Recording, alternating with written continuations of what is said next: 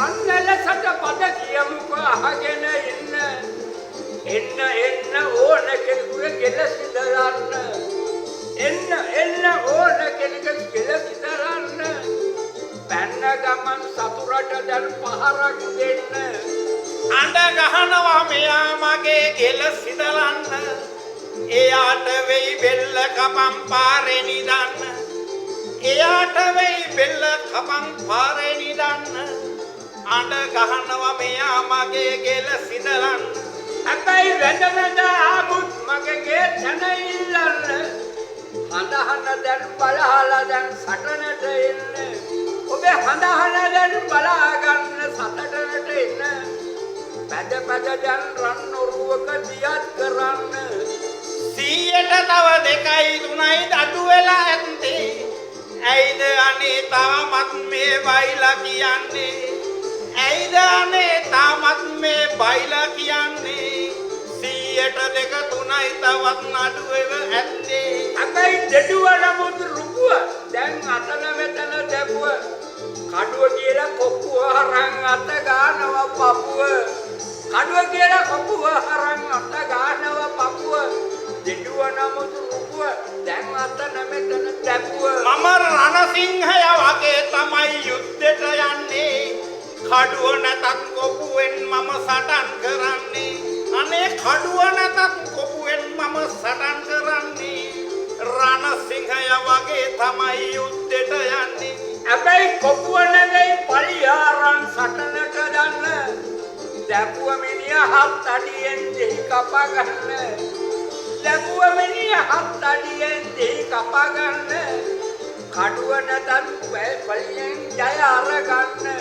ඔය දෙහි කපන්න අඬ ගහනවා දෙහිවල සුමති ඔබේ බෙල්ල කපා ගන්න අනේ කවුරුද කැමති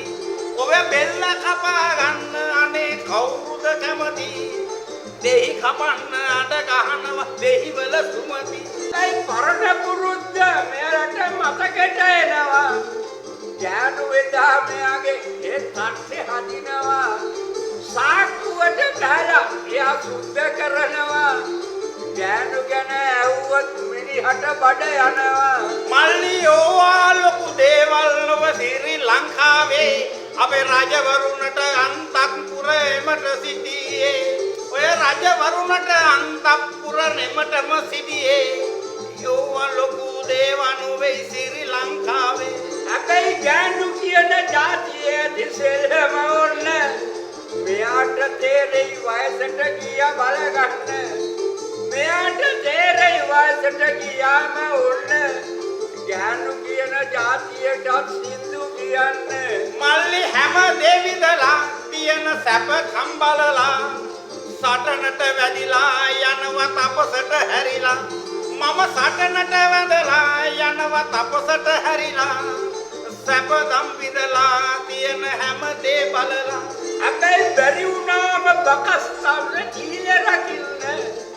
බක තපස්ගේ සීලය මොනවාද බලන්න මේ බක තපස්ගේ සීලය මොනවාද බලන්න බැරි වුණාම යනවලු ඔය සිල් අරගන්න තා කොසල් රජු සෝවාන් ඵලයේ වැඩ සිටියා නමුත් අන්තපුරයෙන් ගෑනුන් කොහොමත් සිටියා නමුත් අන්තපුරයේ ගෑනුන් කොහොමත් සිටියා තා කොසල් රජු සමනෙන් සෝවාන් සිටියා එදා සෝවාන් වුණ විසාකාව ගැන දැන් දන්න එයා ගියාද එයා ළඟ දැන් සතපෙන්න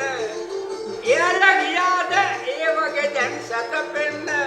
එදා සෝවාන් වුණ විසාකාව ගැන සිහි කරන සෝවාන් වුණු විසාක මාතාව අගයමි එයා දරු 30 දෙනෙක් හැදුවේ කොහොමද මම නෙමෙයි දරුවන් හැදුවේ කොහොමද මම විමසමි සෝදාව සෝවාන් වෙලා මම දැහැමි හැබැයි ධනංජය සිටුතුමාගේ පාඩම ගන්න සෝවාන් වුණ විසාකාගේ දරුවෝ බලන්න සසුනට පුද දුන්න නේද එය රැක ගන්න දිගන්ට යන්න හැදුවේ නෑනේ බැහැවල කන්න